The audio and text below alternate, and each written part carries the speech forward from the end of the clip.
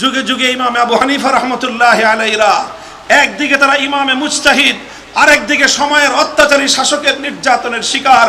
একদিকে ইমামে মালিক রাহমাতুল্লাহি আলাইহি যুগের ইমামে মুজতাহিদ, আরেকদিকে সময়ের শাসকের দ্বারা অত্যাচারিত। একদিকে ইমাম আহমদ ইবনে হাম্বল ইমামে মুজতাহিদ, আরেকদিকে তিনি সময়ের শাসকের দ্বারা নির্যাতিত।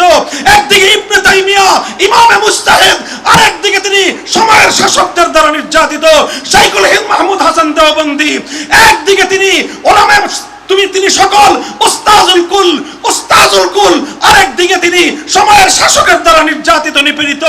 ইমাম হযরতে শাইখুল ইসলাম হুসাইন আহমদ মাদানী রাহমাতুল্লাহি আলাইহি একদিকে তিনি দারুল উলুম দেওবন্দের শাইখুল হাদিস, আরেকদিকে সময়ের শাসকদের নির্যাতনের শিকার হয়ে কারাগারের অন্ধকার প্রকোষ্ঠে বছরের পর বছর দিনাতিপাত করতেছেন।